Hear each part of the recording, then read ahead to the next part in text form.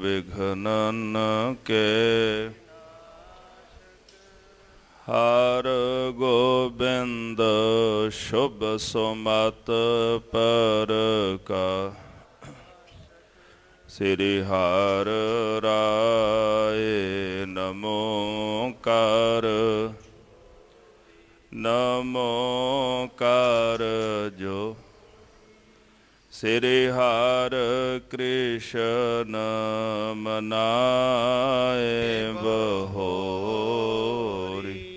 तेग बहादुर परम कृपाला जी परम कृपाला श्री गुरु गोबिंद सिंह बेसाला तरो तरा पर पुन पुन सीसा जी पुन पुन सीसा बंदों बार बार जगदीसा एक अंकारा सतगुरु तेह प्रसाद सच होए वाहेगुरु जी की फतेह है विघ्न विनाशन सोए वाहेगुरु जी की फतेह है विघ्न विनाशन सोए। सतनाम श्री वाहिगुरु साहिब जी। चौपई ऊंचे सुर सो शब्द बसायो राम कली सो राग महगायो सुन सुन कर बहु मानव आए प्रीत तार बैसे तहता थाए। वाहिगुरु जी का खालसा वाहिगुरु जी की फतेह। जुग हो जुग अटल चबर शतर तख्त के मालिक साहिबे कमाल सतगुरु धन धन श्री गुरु ग्रंथ साहिब जी महाराज गरीब नवाज सच्चे पातशाह महाराज जी की पावन छत्र छाया हेठ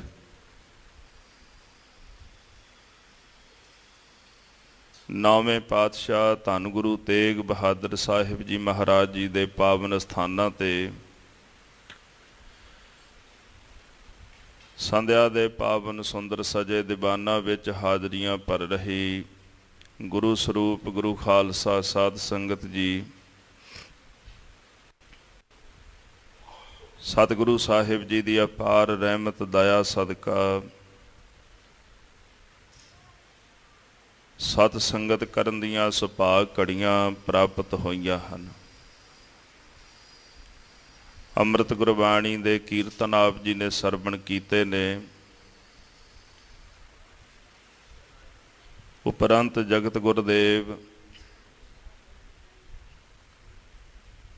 आद निरंजन है गुरु नानक धार कै मूरत है जग आयो।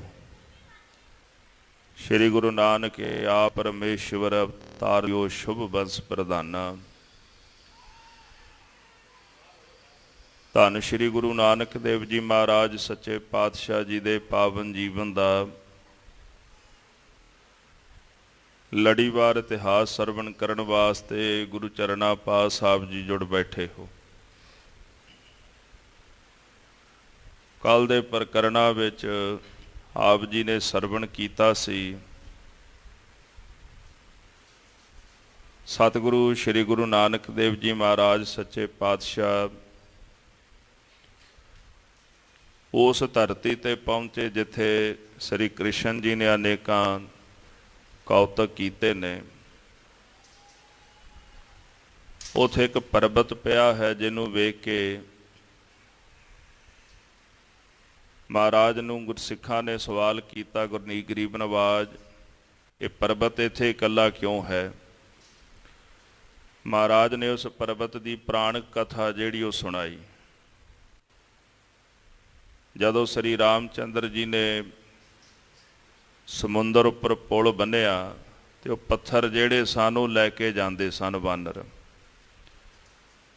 ਇੱਕ ਪੱਥਰ ਇਹੋ ਜਿਹਾ ਸੀ ਜਿਹਨੂੰ ਪਵਨ ਪੁੱਤਰ ਹਨੂਮਾਨ ਨੇ ਚੁੱਕਿਆ।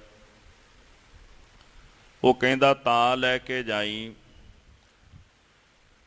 ਜੇਕਰ ਤੂੰ ਮੈਨੂੰ ਸ੍ਰੀ ਰਾਮ ਚੰਦਰ ਜੀ ਦੇ ਚਰਨਾਂ ਹੇਠਾਂ ਟਿਕਾਵੇਂ।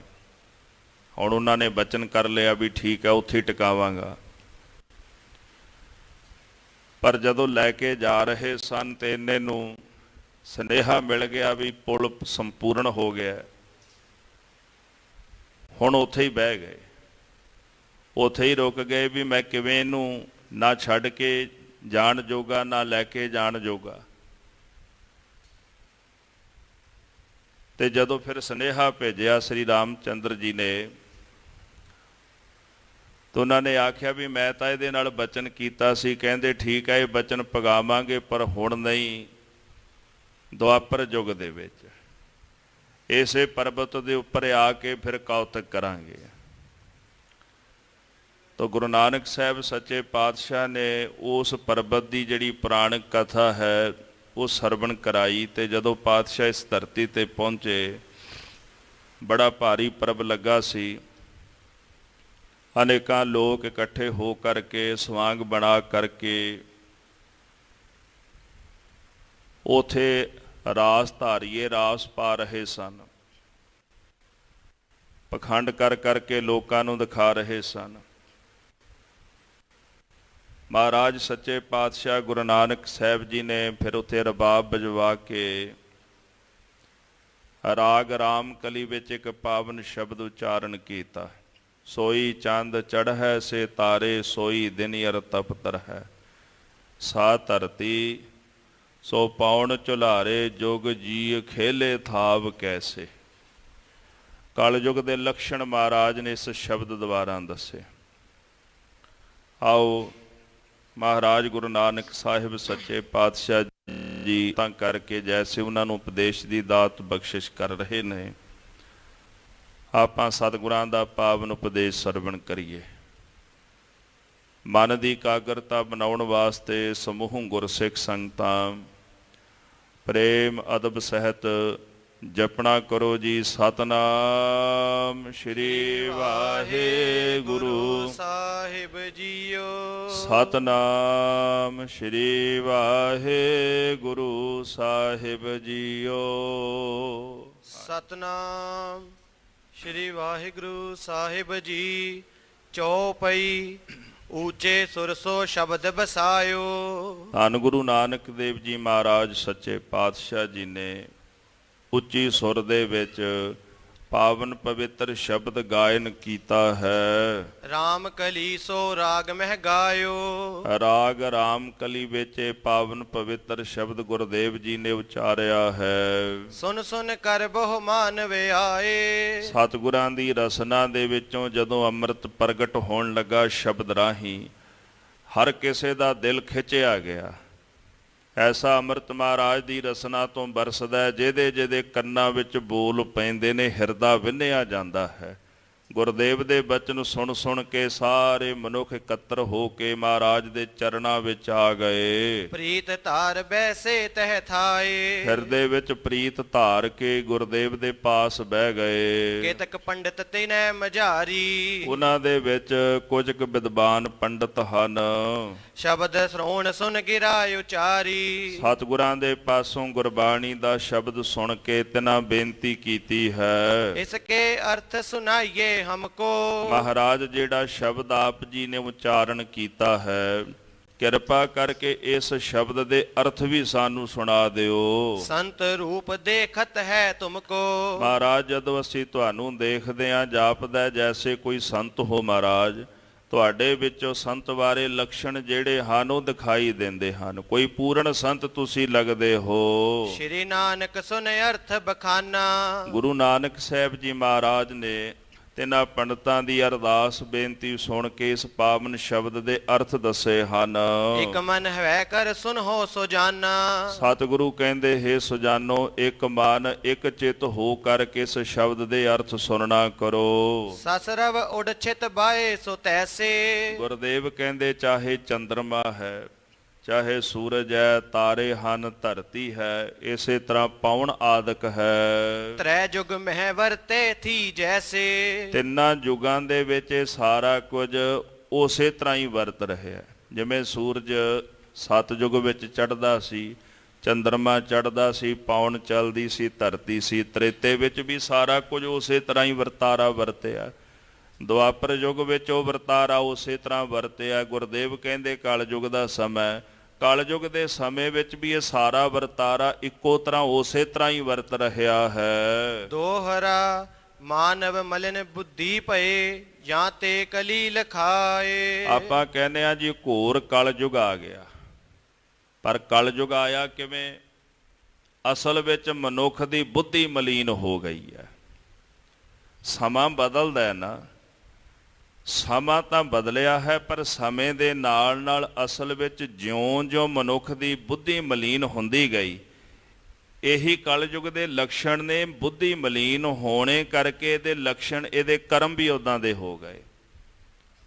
ਜਿਵੇਂ ਵੇਖੋ, ਨਦੀਆਂ ਪਹਾੜਾਂ ਵਿੱਚੋਂ ਨਿਕਲਦੀਆਂ ਨੇ, ਨਦੀਆਂ ਦਾ ਪਾਣੀ ਬੜਾ ਸਵੱਛ ਹੁੰਦਾ, ਸਾਫ ਸੁਥਰਾ ਹੁੰਦਾ ਹੈ, ਪਰ ਜਿਉਂ-ਜਿਉਂ ਉਹ ਪਿੰਡਾਂ ਨੂੰ, ਸ਼ਹਿਰਾਂ ਨੂੰ, ਨਗਰਾਂ ਨੂੰ ਸਪਰਸ਼ ਕਰਦੀਆਂ ਜਾਂਦੀਆਂ, ਜਿਉਂ-ਜਿਉਂ ਸ਼ਹਿਰਾਂ ਵਿੱਚੋਂ ਨਿਕਲਦੀਆਂ ਨੇ, ਤਿਉਂ-ਤਿਉਂ ਵੇਖੋ ਉਹਨਾਂ ਦਾ ਪਾਣੀ ਮੈਲਾ ਹੁੰਦਾ ਜਾਂਦਾ ਹੈ। ਚਾਹੇ ਉਹ ਗੰਗਾ ਹੈ, ਚਾਹੇ ਜਮਨ ਹੈ, ਚਾਹੇ ਸਤਲੁਜ ਹੈ। ਜਦੋਂ ਇਹ ਨਿਕਲੀਆਂ ਪਹਾੜਾਂ ਵਿੱਚੋਂ, ਪਾਣੀ ਤਾਂ ਸ਼ੁੱਧ ਸੀ ਨਾ ਉਹਨਾਂ ਦਾ, ਪਰ ਮੈਲੀ ਕਿਉਂ ਹੋਈ ਗੰਗਾ, ਮੈਲੀ ਕਿਉਂ ਹੋਈ ਜਮਨਾ? ਜਿਉਂ-ਜਿਉਂ ਉਹ ਸ਼ਹਿਰਾਂ ਦੇ ਵਿੱਚੋਂ ਵਿਚਰਦੀ ਅੱਗੇ ਨੂੰ ਲੰਘ ਗਈ ਨਦੀ, ਤਿਉਂ-ਤਿਉਂ ਉੱਥੋਂ ਦਾ ਸਾਰਾ ਜਿਹੜਾ ਕਬਾੜ ਉਹਦੇ ਵਿੱਚ ਜਦੋਂ ਪ੍ਰਵੇਸ਼ ਹੋ ਗਿਆ ਤੇ ਉਹ ਮੈਲੀ ਹੋ ਗਈ ਗੰਗਾ। ਮਨੁੱਖ ਦੀ ਬੁੱਧੀ ਵੀ ਕੁਝ ਇਸੇ ਤਰ੍ਹਾਂ ਹੈ। ਜਦੋਂ ਬੱਚਾ ਜਨਮਦਾ ਹੈ, ਆਪਾਂ ਕਹਿੰਦੇ ਹਾਂ ਜੀ ਬੱਚਾ ਰੱਬ ਹੈ, ਰੱਬ ਰੂਪ ਹੈ, ਪਰ ਅਸਲ ਵਿੱਚ ਉਹਦੇ ਵਿੱਚ ਲੱਛਣ ਹੁੰਦਾ ਹੈ। ਇਹ ਤਾਂ ਸਾਡੀ ਇੱਕ ਅਗਿਆਨਤਾ ਹੈ ਵੀ ਆਪਾਂ ਕਹਿੰਦੇ ਆ ਵੀ ਬੱਚਾ ਰੱਬ ਰੂਪ ਹੈ। ਨਹੀਂ, ਉਹਦੇ ਵਿੱਚ ਗੁਣ ਹੈ। ਲੋਕ ਕਹਿੰਦੇ ਬੱਚਾ ਬ੍ਰਹਮ ਗਿਆਨੀ, ਗੁਣ ਹੈ। ਗੁਣ ਕੀ ਹੈ? ਵੀ ਉਹਨੂੰ ਵਿਕਾਰ ਕੋਈ ਸਪਰਸ਼ ਨਹੀਂ ਕੀਤਾ ਹੁੰਦਾ। ਬੱਚਾ ਵਿਕਾਰ ਰਹਿਤ ਹੁੰਦਾ ਹੈ, ਉਹਦੇ ਅੰਦਰ ਨਾ ਝੂਠ ਹੈ, ਨਾ ਫਰੇਬ ਹੈ, ਨਾ ਕੋਈ ਵਿਕਾਰ ਹੈ, ਬਿਲਕੁਲ ਸ਼ੁੱਧ ਹੈ। ਕਿਉਂਕਿ ਉਹ ਜਿਹੜੀ ਅੰਦਰ ਲਿਵ ਲੱਗੀ ਹੁੰਦੀ ਹੈ ਨਾ ਮਾਤਾ ਦੇ ਉਦਰ ਦੇ ਵਿੱਚ, ਉਹ ਸਾਰੀ ਖੇਡ ਬਣੀ ਹੁੰਦੀ ਹੈ। ਪਰ ਜਿਉਂ-ਜਿਉਂ ਸਮਾਂ ਲੰਘਦਾ ਜਾਂਦਾ ਹੈ, ਉਹਦਾ ਮਨ ਵਿਕਾਸ ਕਰਦਾ, ਸੰਸਾਰ ਵਿੱਚ ਵਿਚਰਦਾ, ਮਨ ਮੈਲਾ ਹੁੰਦਾ ਜਾਂਦਾ। ਜਿਉਂ-ਜਿਉਂ ਮਨ ਮੈਲਾ ਹੁੰਦਾ ਹੈ, ਤਿਉਂ-ਤਿਉਂ ਸਾਰੇ ਵਿਕਾਰ ਉਹਦੇ ਜੀਵਨ ਵਿੱਚ ਹੌਲੀ-ਹੌਲੀ ਪ੍ਰਵਿਰਤ ਹੋਣੇ ਸ਼ੁਰੂ ਹੋ ਜਾਂਦੇ ਨੇ। ਆਪਾਂ ਕਹਿੰਦੇ ਆ ਵੀ ਸਮਾਂ ਬੜਾ ਬੁਰਾ ਆ ਗਿਆ। ਸਮਾਂ ਨਹੀਂ ਬੁਰਾ ਆਇਆ ਜੀ, ਇਹੀ ਤਾਂ ਗੁਰੂ ਨਾਨਕ ਸਾਹਿਬ ਕਹਿ ਰਹੇ ਨੇ ਵੀ ਸਮਾਂ ਵੀ ਉਹੀ ਹੈ, ਧਰਤੀ ਵੀ ਉਹੀ ਹੈ, ਸੂਰਜ ਵੀ ਉਹੀ ਹੈ, ਚੰਦਰਮੇ ਵੀ ਉਹੀ ਹੈ, ਸਾਰਾ ਕੁਝ ਬਦਲਿਆ ਤਾਂ ਨਹੀਂ। ਬਦਲਿਆ ਕੀ ਹੈ? ਮਨੁੱਖ ਦੀ ਬੁੱਧੀ ਬਦਲ ਗਈ ਹੈ। ਸਮੇਂ-ਸਮੇਂ ਦੇ ਨਾਲ ਮਨੁੱਖ ਦੇ ਅੰਦਰ ਵਿਕਾਰ ਜਿਉਂ-ਜਿਉਂ ਪ੍ਰਵਿਰਤ ਹੁੰਦੇ ਗਏ ਨੇ, ਤਿਉਂ-ਤਿਉਂ ਬੁੱਧੀ ਸਾਡੀ ਮਲੀਨ ਹੁੰਦੀ ਗਈ। ਦੋਸ਼ ਅਸੀਂ ਸਮੇਂ ਨੂੰ ਦਿੰਦੇ ਹਾਂ, ਪਰ ਮਲੀਨ ਅਸੀਂ ਖੁਦ ਹਾਂ। ਖਿਮਾ ਕਰਿਓ, ਆਪਾਂ ਕਹਿੰਦੇ ਆ ਵੀ ਕਲਯੁਗ ਆ ਗਿਆ ਜੀ, ਸਮਾਂ ਬੜਾ ਭੈੜਾ ਆ ਗਿਆ। ਸਮਾਂ ਨਹੀਂ ਭੈੜਾ ਆਇਆ, ਸਮਾਂ ਤਾਂ ਉਹੀ ਹੈ। ਗੁਰਦੇਵ ਕਹਿੰਦੇ ਤੇਰੀ ਬੁੱਧੀ ਭੈੜੀ ਹੋ ਗਈ ਹੈ, ਤੇਰੀ ਮਤ ਮਲੀਨ ਹੋ ਗਈ। ਗੁਰਮਤ ਨੂੰ ਛੱਡ, ਤੂੰ ਦੁਰਮਤ ਨੂੰ ਗ੍ਰਹਿਣ ਕਰ ਲਿਆ। ਹੁਣ ਤੈਨੂੰ ਲੱਗਦਾ ਵੀ ਸਮਾਂ ਮਲੀਨ ਹੈ। ਨਹੀਂ, ਐਸਾ ਨਹੀਂ, ਤੇਰੀ ਬੁੱਧੀ ਮਲੀਨ ਹੋ ਚੁੱਕੀ ਹੈ। ਗੁਰਦੇਵ ਪਿਤਾ ਜੀ ਇੱਥੇ ਬਖਸ਼ਿਸ਼ ਕਰ ਰਹੇ ਨੇ, ਮਾਨਵ ਮਲਨ ਬੁੱਧੀ ਭਏ, ਜਾਂ ਤੇ ਕਲੀ ਲਖਾਏ। ਅਸਲ ਵਿੱਚ ਮਨੁੱਖਾਂ ਦੀ ਬੁੱਧੀ ਮਲੀਨ ਹੋ ਚੁੱਕੀ ਹੈ। ਇਸ ਕਰਕੇ ਇਹ ਜਿਹੜਾ ਕਲਯੁਗ ਜਾਣਿਆ ਜਾਂਦਾ ਹੈ, ਮਨੁੱਖ ਦੇ ਕੀਤੇ ਹੋਏ ਕਰਮਾਂ ਤੋਂ, ਮਨੁੱਖ ਦੇ ਲੱਛਣਾਂ ਤੋਂ ਇਹਦਾ ਅਨੁਭਵ ਹੁੰਦਾ ਹੈ। ਪੁਨ ਇਨ ਕੋ ਵਿਸ਼ਵਾਸ ਕਿਆ, ਕਲ ਜੇ ਨਰ ਜਨਮਾਏ। ਫਿਰ ਸਤਿਗੁਰੂ ਕਹਿੰਦੇ ਵੀ ਜਿਹੜੇ ਮਨੁੱਖ ਕਲਯੁਗ ਵਿੱਚ ਜਨਮਦੇ ਨੇ, ਫਿਰ ਉਹਨਾਂ ਦਾ ਵਿਸ਼ਵਾਸ ਵੀ ਕੀ ਹੈ? ਪਹਿਲਾਂ ਤਾਂ ਮੰਨਿਆ ਜਾਂਦਾ ਸੀ ਨਾ, ਬੜੀ ਲੰਮੀ ਉਮਰ ਹੁੰਦੀ ਸੀ, ਕਈ ਹਜ਼ਾਰ ਸਾਲ ਮਨੁੱਖ ਦੀ ਉਮਰ ਹੁੰਦੀ ਸੀ। ਤੇ ਜਦੋਂ ਕਲਯੁਗ ਆ ਗਿਆ, ਮਹਾਰਾਜ ਕਹਿੰਦੇ ਹੁਣ ਕੀ ਵਿਸ਼ਵਾਸ ਕਰੀਏ? ਇੱਥੇ ਤਾਂ ਕਿਸੇ ਦੀ 40 ਸਾਲ, ਕਿਸੇ ਦੀ 50 ਸਾਲ ਵੀ ਕੋਈ ਵਿਰਲਾ ਹੋਵੇਗਾ ਜਿਹੜਾ 100 ਸਾਲ ਟੱਪੇਗਾ। ਪਹਿਲਾਂ ਹਜ਼ਾਰਾਂ ਸਾਲ ਦੀ ਉਮਰ ਸੀ ਸਤਯੁਗ ਤ੍ਰੇਤੇ ਦੁਆਪਰ ਦੇ ਵਿੱਚ, ਤੇ ਕਲਯੁਗ ਵਿੱਚ ਤਾਂ ਬੰਦਾ ਸੈਂਕੜਾ ਵੀ ਪਾਰ ਨਹੀਂ ਕਰਦਾ।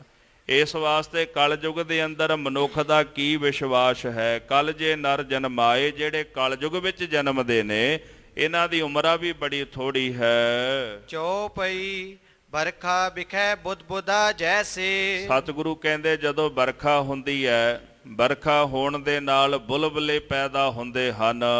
ਉਪਜਤ ਬਿਨਸਤ ਹੈ ਇਹ ਤੈਸੇ। ਬੁਲਬੁਲਾ ਪੈਦਾ ਹੁੰਦਾ, ਬਿਨਸਦਾ, ਫਿਰ ਪੈਦਾ ਹੁੰਦਾ, ਫਿਰ ਬਿਨਸ ਜਾਂਦਾ। ਜੈਸੇ ਜਲ ਤੇ ਬੁੱਧ ਬੁੱਧਾ ਉਪਜੈ ਬਿਨਸੈ ਨੀਤ।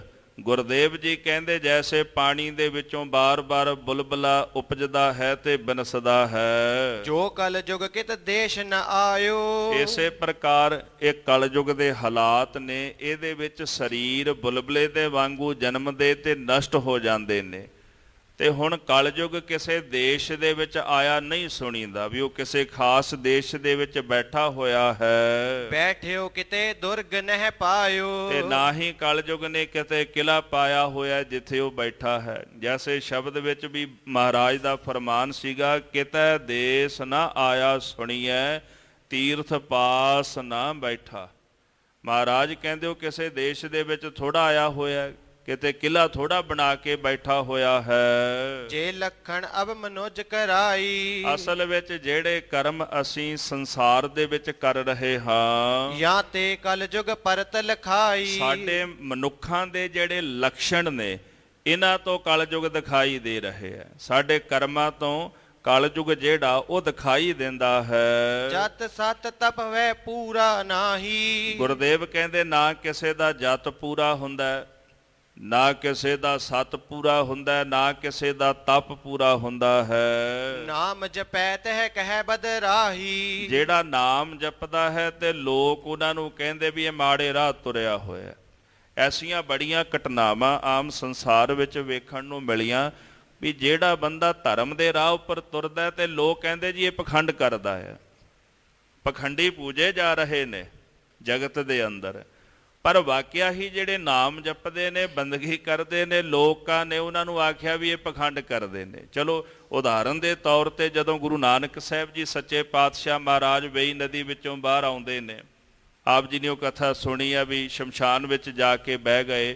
ਕੁਝ ਸਮਾਂ ਮਹਾਰਾਜ ਨੇ ਨਦੀ ਦੇ ਕੰਢੇ ਵੀ ਬਤੀਤ ਕੀਤਾ। ਲੋਕਾਂ ਨੇ ਕੀ ਆਖਿਆ ਵੀ ਕੁਰਾਈਆ ਆਖਿਆ ਗੁਰਦੇਵ ਨੂੰ। ਜੇ ਭਗਤ ਕਬੀਰ ਸਾਹਿਬ ਦਾ ਜੀਵਨ ਪੜ੍ਹੀਏ ਤੇ ਲੋਕਾਂ ਨੇ ਉਹਨਾਂ ਦੀ ਨਿੰਦਿਆ ਕੀਤੀ, ਭਗਤ ਰਵਿਦਾਸ ਸਾਹਿਬ ਜੀ ਦੀ, ਭਗਤ ਨਾਮਦੇਵ ਜੀ ਦੀ, ਜਿੰਨੇ ਵੀ ਭਗਤ ਹੋਏ ਨੇ ਜਗਤ ਦੇ ਵਿੱਚ ਲੋਕਾਂ ਨੇ ਉਹਨਾਂ ਦੀ ਨਿੰਦਿਆ ਕੀਤੀ। ਜਿਹੜੇ ਨਾਮ ਜਪਦੇ ਨੇ ਲੋਕ ਇਹ ਕਹਿੰਦੇ ਵੀ ਇਹ ਕੁਰਾਹੇ ਪਏ ਹੋਏ ਨੇ, ਪਖੰਡੀਆਂ ਦੀ ਪੂਜਾ ਹੋ ਰਹੀ ਹੈ, ਨਾਮ ਜਪਣ ਵਾਲਿਆਂ ਦੀ ਨਿੰਦਿਆ ਹੋ ਰਹੀ ਹੈ। ਇਹੀ ਕਲਯੁਗ ਦੇ ਅਸਲ ਵਿੱਚ ਲੱਛਣ ਹਨ। ਸਤਿਗੁਰੂ ਸਾਹਿਬ ਜੀ ਬਖਸ਼ਿਸ਼ ਕਰ ਰਹੇ ਨੇ, ਨਾਮ ਜਪੈ ਤੇ ਕਹਿ ਬਦਰਾਹੀ। ਜਿਹੜੇ ਨਾਮ ਜਪਦੇ ਨੇ ਆਖਦੇ ਨੇ ਵੀ ਇਹ ਬਦਰਾਹ ਪਏ ਹੋਏ, ਮਾੜੇ ਰਾਹ ਪਏ ਹੋਏ ਹਨ। ਦੋਹਰਾ ਸਤਜੁਗ ਪਾਪੀ ਏਕ ਤੇ ਦੇਸ਼ ਮਾਰੀਏ ਸੋਏ। ਕਹਿੰਦੇ ਜਦੋਂ ਸਤਜੁਗ ਹੁੰਦਾ ਸੀ ਨਾ, ਸਤਜੁਗ ਵਿੱਚ ਜੇ ਇੱਕ ਪਾਪੀ ਹੁੰਦਾ ਸੀਗਾ ਤੇ ਉਹਦੇ ਕਰਕੇ ਸਾਰੇ ਦੇਸ਼ ਨੂੰ ਸਜ਼ਾ ਦਿੱਤੀ ਜਾਂਦੀ ਸੀਗੀ। ਸਾਰਾ ਦੇਸ਼ ਜਿਹੜਾ ਉਹ ਸਜ਼ਾ ਦਾ ਹੱਕਦਾਰ ਹੁੰਦਾ ਸੀ। ਤ੍ਰੇਤੇ ਨਗਰੀ ਪੀੜੀਏ ਦੁਆਪਰ ਕੁਲ ਅਗ ਹੋਏ। ਐਸਾ ਕਿਹਾ ਜਾਂਦਾ ਵੀ ਤ੍ਰੇਤੇ ਯੁੱਗ ਦੇ ਵਿੱਚ ਜੇ ਇੱਕ ਬੰਦੇ ਨੇ ਪਾਪ ਕੀਤਾ, ਇੱਕ ਪਾਪੀ ਦੇ ਕਰਕੇ ਸਾਰੀ ਨਗਰੀ ਪੀੜੀ ਜਾਂਦੀ ਸੀ। ਤੇ ਜੇ ਦੁਆਪਰ ਦੀ ਗੱਲ ਕਰੀਏ ਤੇ ਦੁਆਪਰ ਵਿੱਚ ਜੇ ਇੱਕ ਬੰਦਾ ਪਾਪ ਕਰਦਾ ਉਹਦੇ ਕਰਕੇ ਉਹਦੀ ਸਾਰੀ ਕੁੱਲ ਨੂੰ ਪਾਪ ਲੱਗਦਾ, ਉਹ ਸਾਰੀ ਕੁੱਲ ਪੀੜੀ ਜਾਂਦੀ ਹੈ। ਚੌਪਈ ਕਲਯੁਗ ਪਾਪ ਕਰੈ ਸੋ ਪਾਵਤ। ਪਰ ਕਲਯੁਗ ਦੀ ਖੇਡ ਕੁਝ ਹੋਰ ਹੈ। ਇਥੇ ਤਾਂ ਜਿਹਾ ਬੀਜੈ ਸੋ ਲੁਣੈ, ਕਰਮਾ ਸੰਧੜਾ ਖੇਤ। ਇਥੇ ਜਿਹੜਾ ਬੀਜ ਬੀਜਦਾ ਹੈ ਉਹਨੂੰ ਹੀ ਅਖੀਰ ਉਹ ਬੀਜ ਵੱਢੀ ਹੋਈ, ਲਾਈ ਹੋਈ ਫਸਲ ਵੱਢਣੀ ਪੈਂਦੀ ਹੈ। ਜਿਹੜਾ ਕਰਮ ਕਰਦਾ ਫਲ ਉਸੇ ਨੂੰ ਹੀ ਭੋਗਣਾ ਪੈਂਦਾ ਹੈ। ਮਹਾਰਾਜ ਸੱਚੇ ਪਾਤਸ਼ਾਹ ਕਬੀਰ ਜੀ ਨੇ ਇੱਕ ਬੜਾ ਸੋਹਣਾ ਬਚਨ ਉਚਾਰਨ ਕੀਤਾ, ਬਹੁ ਪਰਪੰਚ ਕਰ ਪਰ ਧਨ ਲਿਆਵੈ, ਸੁਤਦਾਰਾ ਪਹਿ ਆਨ ਲੁਟਾਵੈ, ਮਨ ਮੇਰੇ ਭੂਲੇ ਕਪਟ ਨਾ ਕੀਜੈ, ਅੰਤ ਨਵੇਰਾ ਤੇਰੇ ਜੀ ਪਹਿਲੀ ਜਾ। ਅੰਤ ਨੂੰ ਲੇਖਾ ਤਾਂ ਤੂੰ ਹੀ ਦੇਣਾ ਨਾ। ਜੋ ਕਰਮ ਤੂੰ ਕਰ ਰਹੇ ਹੈ ਇਹ ਤੈਨੂੰ ਇਕੱਲੇ ਨੂੰ ਭੋਗਣੇ ਪੈਣੇ ਨੇ। ਮਤਾ ਕਿਤੇ ਇਸ ਖਿਆਲ ਦੇ ਵਿੱਚ ਰਹੇ ਵੀ ਮੈਂ ਕਰ ਰਿਹਾ ਤੇ ਸਾਰੇ ਜਾਣੇ ਇਹਦੇ ਵਿੱਚ ਹਿੱਸੇਦਾਰ ਹੋਵਣਗੇ। ਨਹੀਂ, ਜੇ ਤੂੰ ਕਰ ਰਹੇ ਹੈ ਤੇ ਸਾਰੇ ਹਿੱਸੇਦਾਰ ਨਹੀਂ ਹੋਵਣਗੇ। ਜਿਨ੍ਹਾਂ ਲਈ ਕਰ ਰਹੇ ਆ ਉਹ ਹਿੱਸੇਦਾਰ ਨਹੀਂ ਹੋਵਣਗੇ, ਬਲਕਿ ਪਾਪ ਤੂੰ ਕੀਤਾ ਤੇ ਫਲ ਵੀ ਤੈਨੂੰ ਅੰਤ ਨੂੰ ਭੋਗਣਾ ਪੈਣਾ ਹੈ। ਗੁਰੂ ਨਾਨਕ ਦੇਵ ਜੀ ਮਹਾਰਾਜ ਸੱਚੇ ਪਾਤਸ਼ਾਹ ਕਹਿੰਦੇ ਕਲਯੁਗ ਦਾ ਸਮਾਂ ਐਸਾ ਹੈ ਜਿਹੜਾ ਮਨੁੱਖ ਕਲਯੁਗ ਵਿੱਚ ਪਾਪ ਕਰਦਾ ਹੈ ਉਹਨੂੰ ਆਪਣੇ ਕੀਤੇ ਪਾਪ ਦਾ ਫਲ ਭੋਗਣਾ ਪੈਂਦਾ ਹੈ। ਪੁਨ ਸਤਿਗੁਰ ਜਹ ਕੋ ਬਖਸ਼ਾਵਤ। ਫਿਰ ਸਤਿਗੁਰੂ ਦਇਆ ਕਰਕੇ ਜਿਨ੍ਹਾਂ ਨੂੰ ਉਪਦੇਸ਼ ਦੀ ਦਾਤ ਬਖਸ਼ਿਸ਼ ਕਰ ਦਿੰਦੇ ਨੇ ਤੇ ਜਿਨ੍ਹਾਂ ਨੂੰ ਕੀਤੇ ਹੋਏ ਔਗੁਣਾਂ ਤੋਂ ਬਖਸ਼ਾ ਦਿੰਦੇ ਹਨ। ਨਾਮ ਦਾਨ ਦੇ ਕਰੈ ਉਧਾਰਾ। ਇਹਨਾਂ ਨੂੰ ਨਾਮ ਦੀ ਦਾਤ ਦੇ ਕਰਕੇ ਉਹਨਾਂ ਦਾ ਉਧਾਰ ਪਾਤਸ਼ਾਹ ਕਰ ਦਿੰਦੇ ਹਨ। ਇਸ ਬਿਨ ਅਪਰ ਨ ਕੋ ਉਪਚਾਰਾ। ਕਲਯੁਗ ਦੇ ਸਮੇਂ ਵਿੱਚ ਨਾਮ ਤੋਂ ਬਿਨਾਂ ਇਸ ਜੀਵ ਦੇ ਲਈ ਹੋਰ ਕੋਈ ਉਪਚਾਰ ਨਹੀਂ ਹੈ। ਇੱਕੋ ਹੀ ਇੱਕ ਸਾਧਨ ਹੈ, ਇੱਕੋ ਹੀ ਇੱਕ ਰਸਤਾ ਤਰੀਕਾ ਹੈ। ਗੁਰੂ ਦੀ ਸ਼ਰਨ ਦੇ ਵਿੱਚ ਪੈ ਕੇ ਨਾਮ ਦੀ ਦਾਤ ਲੈ ਕੇ ਹੀ ਸਿੱਖ ਦਾ ਉਧਾਰ ਹੋ ਸਕਦਾ ਹੈ। ਵੇਦ ਅਥਰਵਣ ਮਥ ਕਰ ਸਭ ਹੀ। ਕਹਿੰਦੇ ਜਿਹੜਾ ਅਥਰਵਣ ਵੇਦ ਹੈ ਇਸ ਵੇਦ ਨੂੰ ਚੰਗੀ ਤਰ੍ਹਾਂ ਮੱਥ ਕੇ ਇਹਦੀ ਵਿਚਾਰ ਕਰਕੇ ਇਹਦਾ ਤੱਤ ਕੱਢ ਕੇ ਹਰ ਕੀਰਤ ਗਤ ਦੇਵਤ ਅਬਹੀ। ਕਹਿੰਦੇ ਹਰੀ ਅਕਾਲ ਪੁਰਖ ਦੀ ਜਿਹੜੀ ਕੀਰਤੀ ਮਹਿਮਾ ਹੈ ਨਾ ਉਸ ਮਹਿਮਾ ਨੂੰ ਅਸੀਂ ਜਾਣਿਆ ਕਿ ਇਹ ਮਹਿਮਾ ਹੀ ਪਰਮੇਸ਼ਰ ਦੀ ਮਨੁੱਖ ਨੂੰ ਗਤ ਮੁਕਤੀ ਦੀ ਦਾਤ ਬਖਸ਼ਿਸ਼ ਕਰ ਸਕਦੀ ਹੈ। ਕੋਈ ਕਰਮ ਕਾਂਡ ਮਨੁੱਖ ਦਾ ਉਧਾਰ ਨਹੀਂ ਕਰ ਸਕਦਾ। ਕਲਯੁਗ ਦੇ ਵਿੱਚ ਕੇਵਲ ਹਰੀ ਦੀ ਕੀਰਤੀ ਹੀ ਸਾਨੂੰ ਮੁਕਤੀ ਦੀ ਦਾਤ ਬਖਸ਼ਿਸ਼ ਕਰ ਦਿੰਦੀ ਹੈ। ਧੰਨ ਗੁਰੂ ਗ੍ਰੰਥ ਸਾਹਿਬ ਜੀ ਮਹਾਰਾਜ ਕਹਿੰਦੇ ਹਰ ਕੀਰਤ ਕਲਯੁਗ ਪਤਿ ਉਤਮ। ਹਰੀ ਦੀ ਕੀਰਤੀ ਕਰਨੀ ਇਹੀ ਕਲਯੁਗ ਵਿੱਚ ਉੱਤਮ ਪਦਵੀ ਬਖਸ਼ਿਸ਼ ਕਰਦੀ ਹੈ। ਪਰ ਮਿਲਦੀ ਕਿੱਥੋਂ ਹੈ? ਹਰ ਪਾਈਐ ਸਤਿਗੁਰ ਮਾਝਾ। ਸਤਿਗੁਰਾਂ ਦੇ ਚਰਨਾਂ ਵਿੱਚ ਇਹ ਦਾਤ ਗੁਰਸਿੱਖ ਨੂੰ ਪ੍ਰਾਪਤ ਹੁੰਦੀ ਹੈ। ਹਰ ਕੀਰਤ ਜਿਹੜੀ ਹਰੀ ਦੀ ਵਡਿਆਈ ਕਰਨੀ ਹੈ ਇਹੀ ਸਭ ਤੋਂ ਉੱਤਮ ਹੈ, ਸਭ ਤੋਂ ਸ੍ਰੇਸ਼ਟ ਹੈ, ਜਿਸ ਕਰਕੇ ਸਿੱਖ ਨੂੰ ਮੁਕਤੀ ਦੀ ਪ੍ਰਾਪਤੀ ਹੁੰਦੀ ਹੈ। ਨਾਵਣ ਧੋਵਣ ਬਿਰਥਾ ਸਾਰੇ। ਨਾਵਣਾ ਤੇ ਧੌਣਾ ਇਹ ਸਭ ਮਨੁੱਖ ਦੇ ਲਈ ਵਿਅਰਥ ਹੈ। ਰਾਗ ਦ્વੈਖ ਮਲ ਨਹੀਂ ਉਤਾਰੇ। ਜੇ ਇਹ ਸੋਚੇ ਵੀ ਮੈਂ ਤੀਰਥਾਂ ਦੇ ਉੱਪਰ ਜਾ ਕੇ ਇਸ਼ਨਾਨ ਕਰਨ ਦੇ ਨਾਲ ਪਵਿੱਤਰ ਹੋ ਜਾਵਾਂਗਾ, ਸਤਿਗੁਰੂ ਕਹਿੰਦੇ ਬਾਹਰ ਦੀ ਮੈਲ ਤਾਂ ਲਾ ਲਏਗਾ ਪਰ ਜਿਹੜੀ ਅੰਦਰ ਮੈਲ ਲੱਗੀ ਉਹਨੂੰ ਕਿਵੇਂ ਲਾਏਗਾ? ਅੰਦਰ ਦੀ ਮੈਲ ਤਾਂ ਨਹੀਂ ਨਾ ਉਤਰਨੀ। ਰਾਗ ਤੇ ਦ્વੈਖ ਦੀ ਜਿਹੜੀ ਮੈਲ ਹੈ ਉਹ ਤੀਰਥ ਤੇ ਇਸ਼ਨਾਨ ਕਰਨ ਨਾਲ ਨਹੀਂ ਉਤਰਨੀ, ਬਹੁਤਾ ਤਨ ਪਵਿੱਤਰ ਰੱਖਣ ਦੇ ਨਾਲ ਵੀ ਨਹੀਂ ਉਤਰਨੀ। ਠੀਕ ਹੈ, ਗੁਰੂ ਸਾਹਿਬ ਨੇ ਸਾਨੂੰ ਸਭ ਤੋਂ ਪਹਿਲਾਂ ਆਗਿਆ ਇਹੀ ਦਿੱਤੀ ਹੈ ਵੀ ਅੰਮ੍ਰਿਤ ਵੇਲੇ ਉੱਠ ਕੇ ਕਰ ਇਸ਼ਨਾਨ ਸਿਮਰ ਪ੍ਰਭ ਆਪਣਾ। ਉੱਠ ਕੇ ਇਸ਼ਨਾਨ ਕਰਨਾ, ਪਹਿਲਾਂ ਸਰੀਰ ਸ਼ੁੱਧ ਕਰਨਾ, ਪਵਿੱਤਰਤਾ ਹੀ ਰੱਖਣ ਦੀ ਆਗਿਆ ਗੁਰਦੇਵ ਨੇ ਦਿੱਤੀ ਹੈ। ਪਰ ਨਾਲ ਮਨ ਦੀ ਪਵਿੱਤਰਤਾ ਰੱਖਣੀ ਉਹ ਵੀ ਆਗਿਆ ਸਤਿਗੁਰਾਂ ਨੇ ਦਿੱਤੀ। ਸਿਮਰ ਪ੍ਰਭ ਆਪਣਾ, ਚੌਂਕੜਾ ਮਾਰ ਕੇ ਵਾਹਿਗੁਰੂ ਵਾਹਿਗੁਰੂ ਵਾਹਿਗੁਰੂ ਵਾਹਿਗੁਰੂ ਜਪਿਆ ਕਰ। ਇਹਦੇ ਨਾਲ ਤੇਰੇ ਅੰਦਰ ਦੀ ਮੈਲ ਉਤਰੇਗੀ। ਭਰੀਐ ਮਤ ਪਾਪਾ ਕੈ ਸੰਗ, ਉਹ ਧੋਪੈ ਨਾਵੈ ਕੈ ਰੰਗ। ਅੰਦਰ ਦੀ ਮੈਲ ਇਸ ਤਰ੍ਹਾਂ ਤੇਰੀ ਉਤਰ ਜਾਏਗੀ, ਸਰੀਰ ਵੀ ਪਵਿੱਤਰ, ਤੇਰਾ ਮਨ ਵੀ ਪਵਿੱਤਰ, ਮਨ ਵੀ ਸ਼ੁੱਧ ਹੋ ਜਾਏਗਾ। ਜੇ ਹੁਣ ਇਹ ਸੋਚੇ ਵੀ ਕੇਵਲ ਤੀਰਥ ਉੱਤੇ ਨਹਾਵਣ ਦੇ ਨਾਲ ਤੇਰੀ ਮੈਲ ਉਤਰੇਗੀ, ਪਾਤਸ਼ਾਹ ਕਹਿੰਦੇ ਬਾਹਰ ਦੀ ਮੈਲ ਤਾਂ ਉਤਰ ਜਾਏਗੀ ਪਰ ਰਾਗ ਤੇ ਦ્વੈਖ ਦੀ ਅੰਦਰੋਂ ਇਹ ਤੇਰੀ ਮੈਲ ਨਹੀਂ ਉਤਰਨੀ। ਰਾਗ ਕਿਸੇ ਨਾਲ ਮੋਹ, ਪਦਾਰਥਾਂ ਨਾਲ ਮੋਹ, ਦ્વੈਖ ਕਿਸੇ ਨਾਲ ਈਰਖਾ। ਇਹ ਚੀਜ਼ ਬੜੀ ਪ੍ਰਚਲਿਤ ਹੈ ਅੱਜ ਦੇ ਸਮੇਂ ਦੇ ਅੰਦਰ। ਕਿਸੇ ਨਾਲ ਸਾਡਾ ਰਾਗ, ਪਦਾਰਥਾਂ ਨਾਲ ਵੇਖੋ ਕਿੰਨਾ ਪ੍ਰੇਮ ਹੈ ਸਾਡਾ। ਆਪਾਂ ਸੰਗਤ ਵਿੱਚ ਬੈਠੀਏ, ਬਾਣੀ ਪੜ੍ਹਦੇ ਹੋਈਏ, ਸਹਿਜ ਪਾਠ ਕਰਦੇ ਹੋਈਏ ਤੇ ਸੁਰਤ ਸਾਡੀ ਪਦਾਰਥਾਂ ਵੱਲ ਹੁੰਦੀ ਹੈ। ਪਰਿਵਾਰ ਦੇ ਨਾਲ ਮੋਹ ਹੁੰਦਾ, ਸੁਰਤ ਉੱਥੇ ਹੁੰਦੀ ਹੈ। ਉਹ ਅੰਦਰ ਦਾ ਮੋਹ ਸਾਨੂੰ ਉਸੇ ਪਾਸੇ ਹੀ ਲੈ ਕੇ ਜਾਂਦਾ ਹੈ। ਇਹੀ ਰਾਗ ਹੈ। ਫਿਰ ਈਰਖਾ, ਜਿਹੜਾ ਚੰਗਾ ਲੱਗ ਰਿਹਾ ਉਹਦੇ ਨਾਲ ਸਾਡਾ ਮੋਹ ਹੈ, ਉਹਦੇ ਨਾਲ ਸਾਡਾ ਪ੍ਰੇਮ ਹੈ। ਜਿਹੜਾ ਨਹੀਂ ਚੰਗਾ ਲੱਗਦਾ ਉਹਦੇ ਨਾਲ ਸਾਡੀ ਈਰਸ਼ਾ ਹੈ, ਉਹ ਸਾਨੂੰ ਚੰਗਾ ਨਹੀਂ ਲੱਗਦਾ। ਤੋ ਇੱਕ ਨਾਲ ਪ੍ਰੇਮ, ਇੱਕ ਦੇ ਨਾਲ ਈਰਸ਼ਾ। ਇਹ ਵੀ ਇਹੋ ਜਿਹੀ ਮੈਲ ਹੈ ਜਿਹੜੀ ਮਨੁੱਖ ਦੇ ਅੰਦਰ ਦੇ ਗੁਣਾਂ ਨੂੰ ਸਾੜ ਕੇ ਖਤਮ ਕਰ ਦਿੰਦੀ ਹੈ। ਖੈਰ ਗੁਰਦੇਵ ਪਿਤਾ ਜੀ ਕਹਿੰਦੇ ਹਨ, ਭਾਈ ਬਾਹਰੋਂ ਨਹਾਵਣ ਧੋਵਣ ਦੇ ਨਾਲ ਤੁਹਾਡੀ ਰਾਗ ਤੇ ਦੁਐਖ ਦੀ ਮੈਲ ਨਹੀਂ ਉਤਰ ਸਕਦੀ। ਸਚ ਨਾ ਕਮਾਵੋ ਹੋਏ ਨਾ ਸੋਚੂ। ਪਾਤਸ਼ਾਹ ਕਹਿੰਦੇ ਜੇ ਸੱਚ ਦੀ ਕਮਾਈ ਨਹੀਂ ਨਾ ਕਰਦੇ ਫਿਰ ਪਵਿੱਤਰਤਾ ਤੁਹਾਡੀ ਨਹੀਂ ਹੋਣੀ।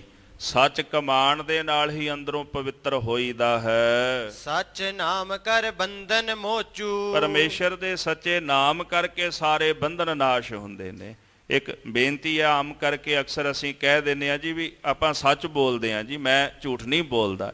ਇਹ ਕੋਈ ਸਚਿਆਰ ਹੋਣ ਦੀ ਨਿਸ਼ਾਨੀ ਨਹੀਂ ਵੀ ਮੈਂ ਝੂਠ ਨਹੀਂ ਬੋਲਦਾ। ਠੀਕ ਹੈ ਵੀ ਮੈਂ ਝੂਠ ਤਾਂ ਨਹੀਂ ਬੋਲਦਾ ਪਰ ਮੈਂ ਸੱਚ ਵੀ ਤਾਂ ਨਹੀਂ ਨਾ ਗ੍ਰਹਿਣ ਕੀਤਾ। ਠੀਕ ਹੈ ਮੈਂ ਜ਼ਬਾਨ ਦੇ ਨਾਲ ਝੂਠ ਨਹੀਂ ਬੋਲ ਰਿਹਾ ਪਰ ਮੈਂ ਅਜੇ ਸੱਚ ਨੂੰ ਗ੍ਰਹਿਣ ਨਹੀਂ ਕੀਤਾ। ਸਚਿਆਰ ਉਹੀ ਮਨੁੱਖ ਹੈ ਜਿਹੜਾ ਪਰਮੇਸ਼ਰ ਦਾ ਨਾਮ ਹਿਰਦੇ ਵਿੱਚ ਧਾਰਨ ਕਰ ਲਵੇ, ਉਹ ਸਚਿਆਰ ਹੈ। ਉਹਦੇ ਮੂੰਹ ਵਿੱਚੋਂ ਝੂਠ ਤਾਂ ਨਿਕਲਦਾ ਹੀ ਨਹੀਂ, ਕਿਉਂਕਿ ਮਨ ਸਾਚਾ ਮੁਖ ਸਾਚਾ ਸੋਏ ਅਵਰ ਨਾ ਪੇਖੈ ਏਕਸ ਬਿਨ ਕੋਏ, ਨਾਨਕ ਇਹ ਲੱਛਣ ਬ੍ਰਹਮ ਗਿਆਨੀ ਹੋਏ। ਮਨ ਵਿੱਚ ਵੀ ਸੱਚ ਹੈ, ਮੁਖ ਵਿੱਚ ਵੀ ਸੱਚ ਹੈ, ਹਿਰਦੇ ਸੱਚ ਹੈ। ਜੋ ਵੇਖ ਰਹੇ ਆ ਸਭ ਕੁਝ ਸੱਚ ਸਰੂਪ ਹੀ ਨਜ਼ਰ ਆ ਰਹੇ ਹੈ। ਇਹ ਗੁਰਮੁਖ ਸਚਿਆਰ ਹੁੰਦੇ ਨੇ। ਕੇਵਲ ਮੈਂ ਝੂਠ ਨਹੀਂ ਬੋਲਦਾ ਜੀ, ਮੈਂ ਸੱਚ ਬੋਲਣਾ, ਇਹਦੇ ਨਾਲ ਬੰਦਾ ਸਚਿਆਰ ਨਹੀਂ ਬਣਦਾ। ਖਿਮਾ ਕਰਿਓ, ਸਚਿਆਰ ਪਰਮੇਸ਼ਰ ਦੇ ਨਾਮ ਦੇ ਨਾਲ ਹੀ ਬਣੀਦਾ ਹੈ। ਜਦੋਂ ਹਿਰਦੇ ਵਿੱਚ ਸੱਚ ਵਸ ਜਾਏ, ਨਾਮ ਵਸ ਜਾਏ, ਫਿਰ ਖੇਡ ਬਣਦੀ ਹੈ। ਔਰ ਝੂਠ ਨਾ ਬੋਲਣਾ, ਝੂਠ ਦਾ ਤਿਆਗ ਕਰਨਾ, ਇਹ ਧਰਮ ਦਾ ਇੱਕ ਅੰਗ ਹੈ। ਝੂਠ ਦਾ ਤਿਆਗ ਕਰਨਾ ਜੀ, ਸੱਚ ਨੂੰ ਗ੍ਰਹਿਣ ਕਰਨਾ, ਵੀ ਸੱਚ ਬੋਲਣਾ ਧਰਮ ਦਾ ਅੰਗ ਹੈ। ਦੂਸਰੇ ਦੇ ਭਲੇ ਵਾਸਤੇ ਹਮੇਸ਼ਾ ਸੱਚ ਬੋਲਣਾ। ਖੈਰ ਮਹਾਰਾਜ ਸੱਚੇ ਪਾਤਸ਼ਾਹ ਜੀ ਕਹਿੰਦੇ ਨੇ ਕਿ ਜਿਹੜਾ ਪਰਮੇਸ਼ਰ ਦਾ ਨਾਮ ਹੈ, ਨਾਮ ਦੀ ਕਮਾਈ ਤੋਂ ਬਿਨਾਂ ਮਨੁੱਖ ਦੇ ਕਦੇ ਬੰਧਨ ਨਾਸ਼ ਨਹੀਂ ਹੁੰਦੇ। ਮਨ ਮਲੀਨ ਤਨ ਕਰ ਹੈ ਪਖੰਡਾ। ਮਨ ਤਾਂ ਮਲੀਨ ਹੈ ਤੇ ਤਨ ਨੂੰ ਪਵਿੱਤਰ ਕਰ ਕਰਕੇ ਪਖੰਡ ਕਰਦੇ ਹੋ। ਸੇ ਨਰ ਸਹਿ ਅਧਿਕ ਜਮ ਦੰਡਾ। ਇਹੋ ਜੇ ਮਨੁੱਖ ਅੰਤ ਨੂੰ ਫਿਰ ਜੰਮਾਂ ਦਾ ਡੰਡ ਸਹਿੰਦੇ ਨੇ। ਭੇਖ ਦਿਖਾਏ ਜਗਤ ਕੋ ਲੋਗਨ ਕੋ ਬਸ ਕੀਨ, ਅੰਤ ਕਾਲ ਕਾਤੀ ਕਟਿਓ ਬਾਸ ਨਰਕ ਮੋਲੀਨ।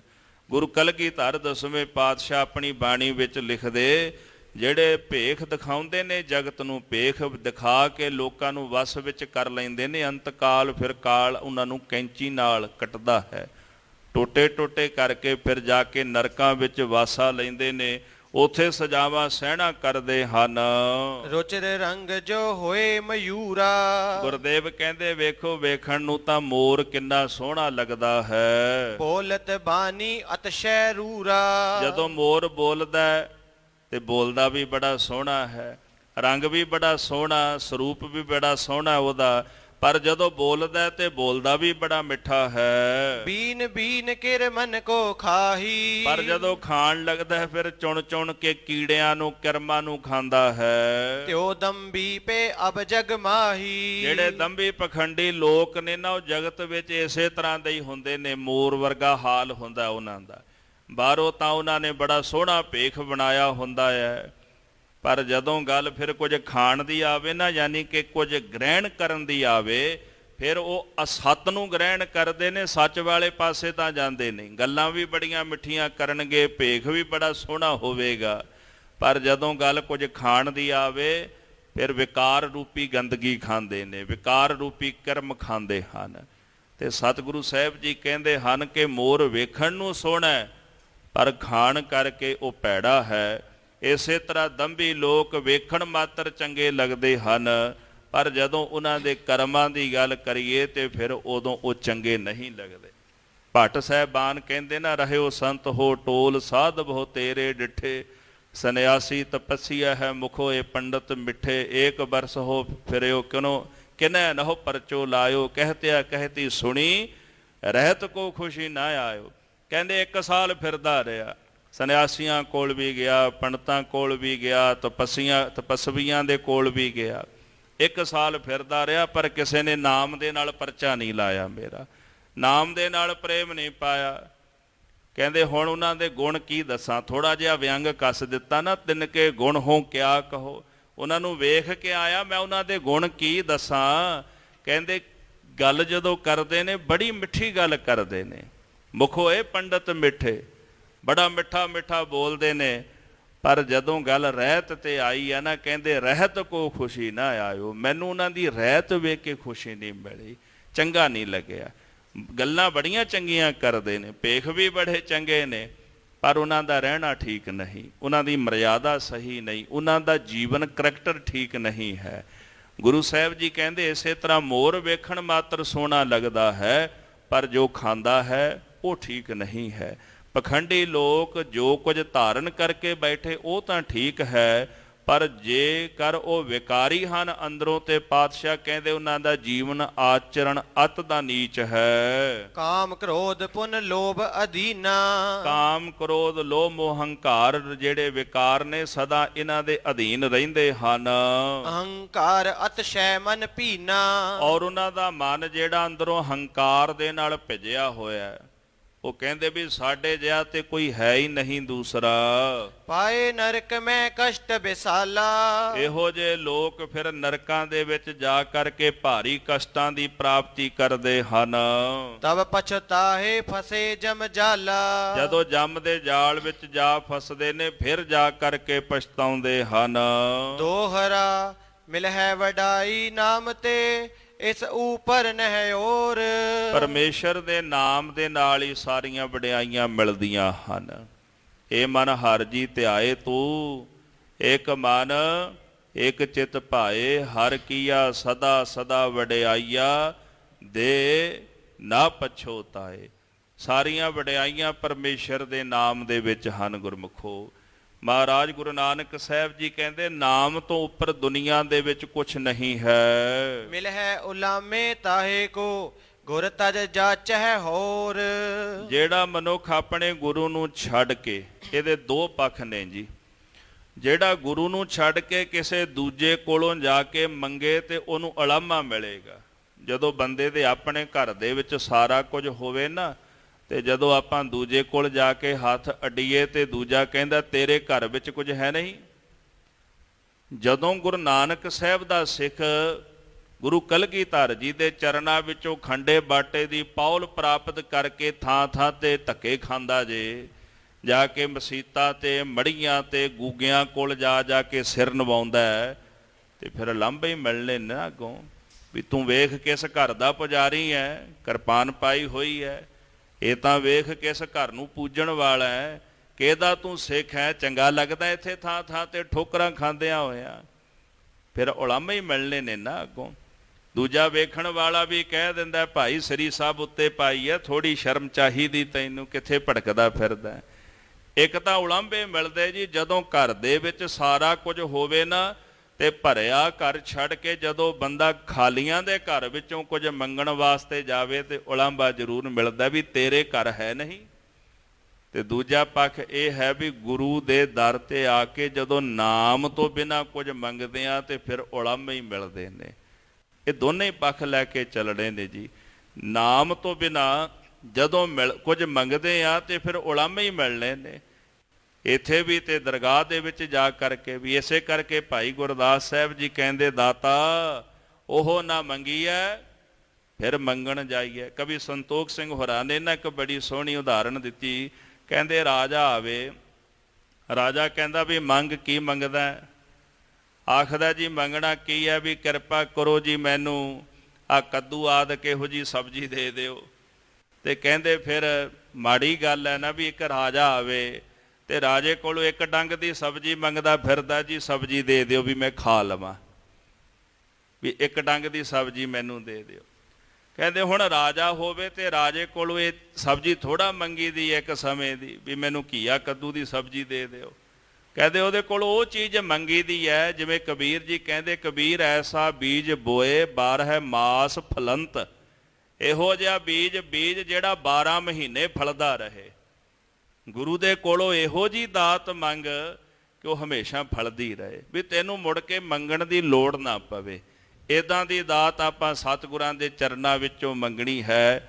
ਤੇ ਉਹ ਜਿਹੜੀ ਦਾਤ ਹੈ ਨਾਨਕ ਨਾਮ ਮਿਲੈ ਤਾਂ ਜੀਵਾਂ, ਤਾਨ ਮਨ ਥੀਵੈ ਹਰਿਆ। ਹਮ ਭੀਖਕ ਭੇਖਾਰੀ ਤੇਰੇ, ਤੂੰ ਨਿਜ ਪਤ ਹੈ ਦਾਤਾ। ਹੋ ਦਇਆਲ ਨਾਮ ਦੇਹੋ ਮੰਗਤ ਜਨ ਕੋ, ਸਦਾ ਰਹੋ ਰੰਗ ਰਾਤਾ। ਇਹ ਦਾਤ ਆਪਾਂ ਗੁਰੂ ਸਾਹਿਬ ਦੇ ਚਰਨਾਂ ਵਿੱਚੋਂ ਮੰਗਣੀ ਹੈ। ਚੌਪਈ ਜਬ ਸਤਿਗੁਰ ਅਸ ਬਚਨ ਉਚਾਰੇ। ਜਦੋਂ ਗੁਰੂ ਨਾਨਕ ਦੇਵ ਜੀ ਮਹਾਰਾਜ ਸੱਚੇ ਪਾਤਸ਼ਾਹ ਨੇ ਐਸਾ ਉਪਦੇਸ਼ ਬਖਸ਼ਿਆ ਹੈ, ਦੰਬੀ ਲੱਜਤ ਸਭਾ ਮਝਾਰੇ। ਜਿੰਨੇ ਵੀ ਦੰਭੀ ਸਭਾ ਵਿੱਚ ਬੈਠੇ ਸਨ ਸਾਰੇ ਲੱਜਤ ਸ਼ਰਮਿੰਦੇ ਹੋ ਗਏ। ਪੰਡਤ ਪ੍ਰਸ਼ਨ ਕਰੈ ਕਹਿ ਬਾਨੀ। ਜਿਹੜੇ ਪੰਡਤ ਸਨ ਉਹ ਫਿਰ ਮਹਾਰਾਜ ਨੂੰ ਪ੍ਰਸ਼ਨ ਕਰਨ ਲੱਗੇ। ਕਹਿ ਉਪਾਸਨਾ ਤੁਮ ਮਨ ਠਾਨੀ। ਆਖਣ ਲੱਗੇ ਮਹਾਰਾਜ ਤੁਸੀਂ ਕਿਹੜੀ ਉਪਾਸਨਾ ਧਾਰਨ ਕੀਤੀ ਹੋਈ ਹੈ? ਨਿਰਗੁਣ ਕੈ ਸਰਗੁਣ ਕੀ ਸੇਵਾ। ਪਰਮੇਸ਼ਰ ਦੇ ਦੋ ਰੂਪ ਨੇ, ਇੱਕ ਨਿਰਗੁਣ ਰੂਪ ਹੈ, ਇੱਕ ਸਰਗੁਣ ਰੂਪ ਹੈ। ਤੁਸੀਂ ਕਿਹਦੀ ਉਪਾਸਨਾ ਕਰਦੇ ਹੋ? ਨਿਰਗੁਣ ਦੀ ਕਰਦੇ ਹੋ ਜਾਂ ਸਰਗੁਣ ਦੀ ਕਰਦੇ ਹੋ? ਕਹਿ ਕੀ ਕਰਹੋ ਕਹੋ ਨਿਜ ਭੇਵਾ। ਕਿਰਪਾ ਕਰਕੇ ਆਪਣਾ ਭੇਦ ਦੱਸੋ ਵੀ ਤੁਸੀਂ ਕਿਹਦੇ ਉਪਾਸ਼ਕ ਹੋ। ਸੁਨ ਸ਼੍ਰੀ ਨਾਨਕ ਬੈਨ ਉਚਾਰੇ। ਇਹ ਬਚਨ ਸੁਣ ਕੇ ਮਹਾਰਾਜ ਗੁਰੂ ਨਾਨਕ ਸਾਹਿਬ ਜੀ ਨੇ ਬਖਸ਼ਿਸ਼ ਕੀਤੀ ਹੈ। ਪ੍ਰਿਥਕ ਪ੍ਰਿਥਕ ਦ્વੈ ਨਹੀਂ ਵਿਚਾਰੇ। ਸਤਿਗੁਰੂ ਕਹਿੰਦੇ ਤੁਸੀਂ ਵੱਖਰੇ ਵੱਖਰੇ ਕਰਕੇ ਵਿਚਾਰੇ ਨੇ ਸਰਗੁਣ ਤੇ ਨਿਰਗੁਣ, ਪਰ ਅਸਾਂ ਨੇ ਸਰਗੁਣ ਤੇ ਨਿਰਗੁਣ ਨੂੰ ਵੱਖਰਾ ਵੱਖਰਾ ਕਰਕੇ ਨਹੀਂ ਜਾਣਿਆ। ਅਸੀਂ ਤਾਂ ਇਹ ਕਹਿੰਦੇ ਆ ਵੀ ਸਰਗੁਣ ਨਿਰਗੁਣ ਨਿਰੰਕਾਰ ਸੁਨ ਸਮਾਧੀ ਆਪ। ਸਰਗੁਣ ਵੀ ਆਪ ਹੈ ਵਾਹਿਗੁਰੂ ਤੇ ਨਿਰਗੁਣ ਰੂਪ ਵੀ ਪਰਮੇਸ਼ਰ ਆਪ ਹੈ। ਭੇਦ ਹੋਏ ਤੋ ਪ੍ਰਿਥਕ ਸੇਵਾ। ਜੇ ਇਹਨਾਂ ਦੋਹਾਂ ਵਿੱਚ ਕੋਈ ਭੇਦ ਹੋਵੇ ਤੇ ਮੈਂ ਵੱਖਰਾ ਵੱਖਰਾ ਜਾਣ ਕੇ ਇਹਨਾਂ ਦੀ ਸੇਵਾ ਕਰਾਂ ਵੀ ਇਹ ਸਰਗੁਣ ਹੈ ਇਹ ਨਿਰਗੁਣ ਹੈ। ਸਾਡੇ ਲਈ ਤਾਂ ਦੋਨੇ ਇੱਕ ਰੂਪ ਹਨ, ਤੇ ਜੇ ਇੱਕ ਰੂਪ ਨੇ ਤੇ ਅਸੀਂ ਫਿਰ ਸੇਵਾ ਇੱਕ ਦੀ ਕਰਦੇ ਹਾਂ। ਨਿਰਗੁਣ ਸਰਗੁਣ ਲਖੋ ਅਭੇਵਾ।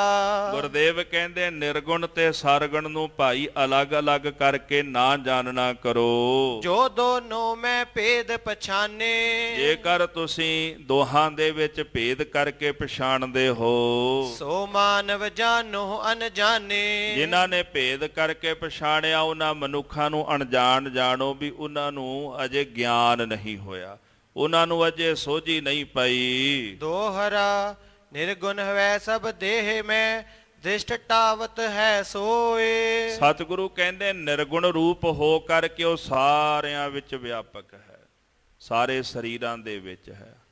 ਆਪਾਂ ਰੋਜ਼ ਪੜ੍ਹਦੇ ਹਾਂ ਸਭ ਮਹਿ ਜੋਤ ਜੋਤ ਹੈ ਸੋਏ, ਤਿਸ ਦਾ ਚਾਨਣ ਸਭ ਮਹਿ ਚਾਨਣ ਹੋਏ। ਗੁਰਦੇਵ ਜੀ ਕਹਿੰਦੇ ਸਾਰਿਆਂ ਵਿੱਚ ਜੋਤ ਉਸੇ ਦੀ ਹੈ ਨਾ, ਤੇ ਉਹ ਦ੍ਰਿਸ਼ਟਾ ਹੈ, ਸਭ ਨੂੰ ਵੇਖ ਰਿਹਾ, ਸੁਣਦਾ ਵੀ ਆਪ ਹੈ, ਬੋਲਦਾ ਵੀ ਆਪ ਹੈ, ਦੇਖਦਾ ਵੀ ਆਪ ਹੈ। ਸਾਖੀ ਰੂਪ ਹੋ ਕਰਕੇ ਉਹ ਸਾਡੇ ਅੰਦਰ ਸਭ ਕੁਝ ਦੇਖ ਰਿਹਾ ਹੈ।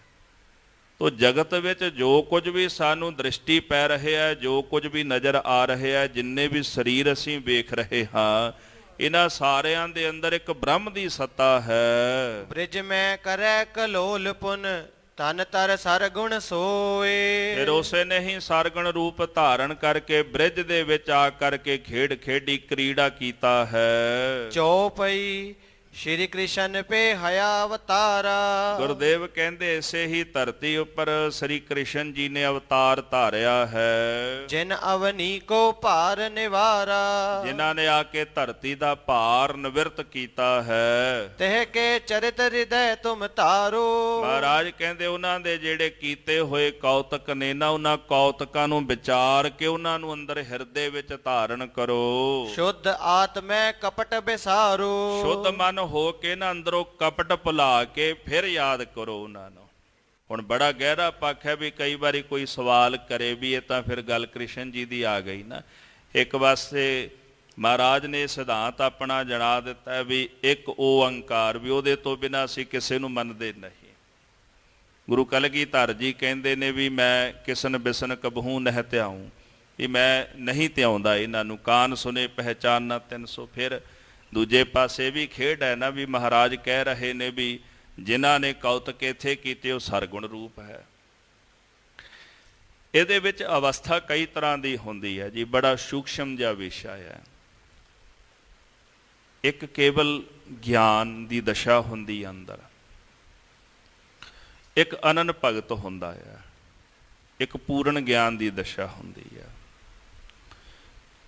ਜਦੋਂ ਕੋਈ ਅਨੰਨ ਭਗਤ ਹੁੰਦਾ ਨਾ, ਉਹ ਕਿਸੇ ਦੀ ਭਗਤੀ ਕਰਦਾ ਜਦੋਂ ਅੰਦਰੋਂ ਗਿਆਨ ਕਰਕੇ ਅਧੂਰਾ ਹੁੰਦਾ ਹੈ। ਕਈ ਵਾਰੀ ਉਹ ਜਿਹਦਾ ਉਪਾਸ਼ਕ ਹੁੰਦਾ ਜੀ, ਉਹਦੇ ਨਾਲ ਜੁੜ ਕੇ ਉਹਦੀ ਉਸਤਤੀ ਬੜੀ ਕਰੇਗਾ, ਸਿਫਤ ਬੜੀ ਕਰੇਗਾ, ਪਰ ਕਈ ਵਾਰੀ ਉਹ ਲੋਕ ਕੀ ਕਰਦੇ ਵੀ ਦੂਜਿਆਂ ਦੀ ਨਿੰਦਿਆ ਕਰੀ ਜਾਂਦੇ ਨੇ।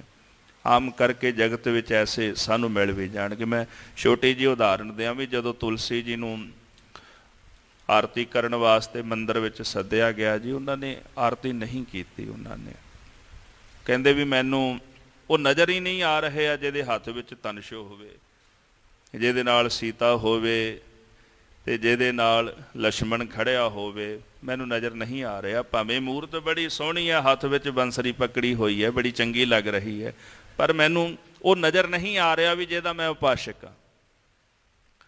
ਠੀਕ ਹੈ ਵੀ ਉਹ ਅਨੰਨ ਭਗਤੀ ਹੈ ਵੀ ਇੱਕ ਦਾ ਪੁਜਾਰੀ ਹੈ, ਪਰ ਜਦੋਂ ਦੂਜੇ ਨੂੰ ਵੇਖਿਆ ਜੀ, ਦੂਜੇ ਵਿੱਚੋਂ ਕੁਝ ਨਹੀਂ ਦਿਸਿਆ ਵੀ ਨਹੀਂ ਇਹ ਉਹ ਨਹੀਂ ਹੈ ਜਿਹਨੂੰ ਮੈਂ ਪੂਜ ਰਿਹਾ, ਇਹ ਉਹ ਨਹੀਂ ਹੈ।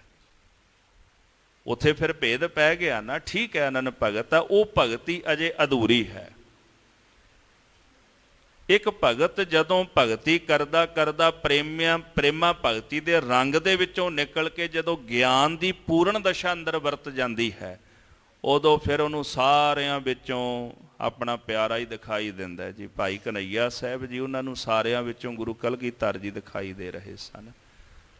ਉਹਨਾਂ ਦੀ ਅਨੰਨ ਭਗਤੀ ਪ੍ਰੇਮਾ ਭਗਤੀ ਸੀ। ਜਦੋਂ ਪੂਰਨ ਤੌਰ ਤੇ ਅੰਦਰ ਕਲਾ ਵਰਤ ਗਈ ਨਾ, ਬ੍ਰਹਮ ਦਿਸੈ ਬ੍ਰਹਮ ਸੁਣੀਐ ਏਕ ਏਕ ਵਖਾਣੀਐ, ਜਦੋਂ ਇਹ ਕਲਾ ਵਰਤ ਗਈ ਅੰਦਰ, ਉਦੋਂ ਫਿਰ ਮੁਗਲਾਂ ਵਿੱਚੋਂ ਵੀ ਗੁਰੂ ਦੇ ਦਰਸ਼ਨ ਨੇ ਜੀ, ਸਿੰਘਾਂ ਵਿੱਚੋਂ ਵੀ ਗੁਰੂ ਦੇ ਦਰਸ਼ਨ ਨੇ।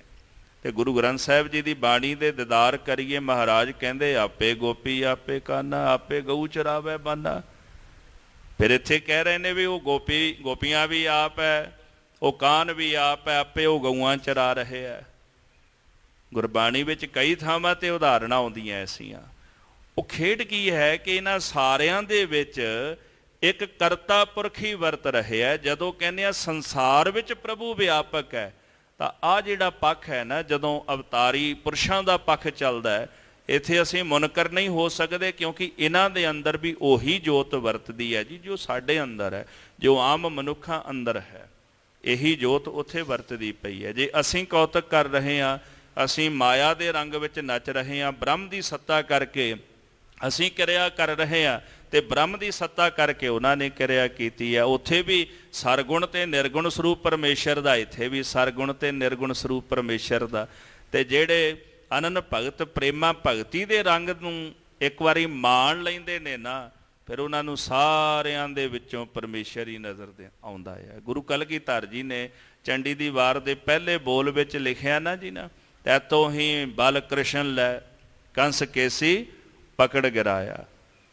ਭਾਵੇਂ ਕ੍ਰਿਸ਼ਨ ਜੀ ਨੇ ਕੰਸ ਨੂੰ ਮਾਰਿਆ, ਪਰ ਬਲ ਤੁਹਾਡਾ ਸੀਗਾ ਉਹਨਾਂ ਦੇ ਵਿੱਚ। ਤੇ ਇਹ ਤਾਂ ਸੱਚਾਈ ਹੈ ਨਾ ਵੀ ਉਹਨਾਂ ਨੇ ਮਾਰਿਆ, ਪਰ ਬਲ ਤੁਹਾਡਾ ਸੀਗਾ। ਜੇ ਕਹਿੰਦੇ ਨੇ ਵੀ ਸ੍ਰੀ ਰਾਮਚੰਦਰ ਜੀ ਨੇ ਰਾਵਣ ਨੂੰ ਮਾਰਿਆ, ਬਿਲਕੁਲ ਉਹਨਾਂ ਨੇ ਮਾਰਿਆ, ਇਹਦੇ ਵਿੱਚ ਕੋਈ ਅਤ ਕਥਨ ਹੀ ਨਹੀਂ, ਸਮੇਂ ਦੇ ਅਵਤਾਰੀ ਪੁਰਸ਼ ਸਨ, ਪਰ ਬਲ ਤੁਹਾਡਾ ਸੀਗਾ। ਬਲ ਉੱਥੇ ਵੀ ਤੁਹਾਡਾ ਹੀ ਵਰਤਦਾ ਸੀ। ਤੈਥੋਂ ਹੀ ਬਲ ਰਾਮ ਲੈ ਨਾਲ ਬਾਣਾ ਦਹਿ ਸਿਰਕਾਇਆ। ਤੁਹਾਡੇ ਕੋਲੋਂ ਹੀ ਬਲ ਲੈ ਕੇ ਤੇ ਕਹਿੰਦੇ ਸ੍ਰੀ ਰਾਮਚੰਦਰ ਜੀ ਨੇ ਦਹਿ ਸਿਰ ਮਾਰ ਦਿੱਤਾ, ਤੀਰਾਂ ਦੇ ਨਾਲ ਰਾਵਣ ਮਾਰ ਦਿੱਤਾ। ਉੱਥੇ ਵੀ ਬਲ ਤੁਹਾਡਾ ਸੀਗਾ।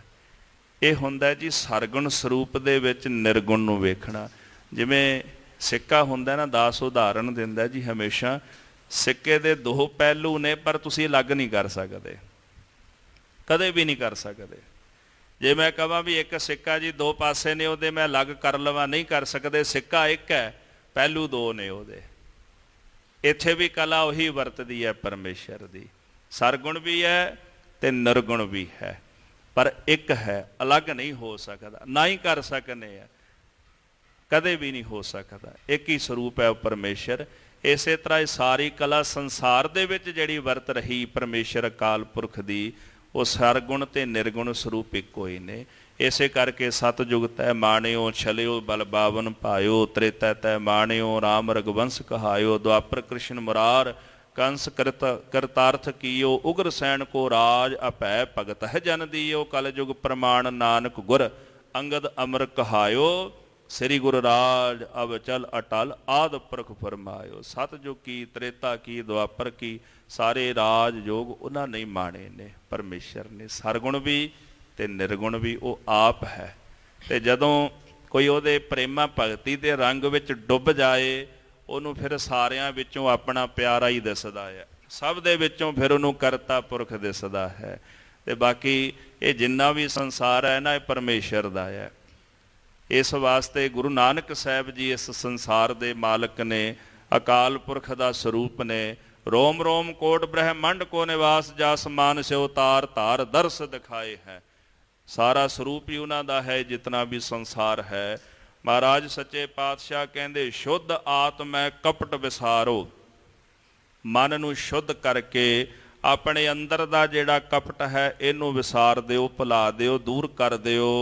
ਭਵ ਬੰਧਨ ਮੈਂ ਦਿੜ ਜੇ ਬਾਂਧੇ। ਜਿਹੜੇ ਮਨੁੱਖ ਸੰਸਾਰ ਦੇ ਬੰਧਨਾਂ ਦੇ ਵਿੱਚ ਬੰਨੇ ਹੋਏ ਹਨ, ਛੁਟ ਹੈ ਤਿਨ ਹੈ ਤੇ ਹਰ ਆਰਾਧੇ। ਜਿਹੜੇ ਹਰੀ ਪਰਮੇਸ਼ਰ ਦੀ ਆਰਾਧਨਾ ਕਰਨਗੇ, ਉਹਦਾ ਨਾਮ ਜਪਣਗੇ, ਉਹ ਸਾਰੇ ਬੰਧਨਾਂ ਤੋਂ ਰਹਿਤ ਹੋ ਜਾਣਗੇ। ਕਲਮਲ ਕਰਹੁ ਅੰਤ ਦੁਖਦਾਈ। ਭਾਈ ਜੇਕਰ ਪਾਪ ਕਰੋਗੇ ਅੰਤ ਦੁਖਦਾਈ ਹੋਵੇਗਾ, ਅੰਤ ਨੂੰ ਬੜੇ ਦੁੱਖ ਸਹਿਣੇ ਪੈਣਗੇ। ਜਪਹੁ ਨਾਮ ਸਭ ਹੋਏ ਸਹਾਈ। ਜੇ ਪਰਮੇਸ਼ਰ ਦਾ ਨਾਮ ਜਪੋਗੇ, ਅੰਤ ਕਾਲ ਵਾਹਿਗੁਰੂ ਦਾ ਨਾਮ ਤੁਹਾਡੀ ਸਹਾਇਤਾ ਕਰੇਗਾ।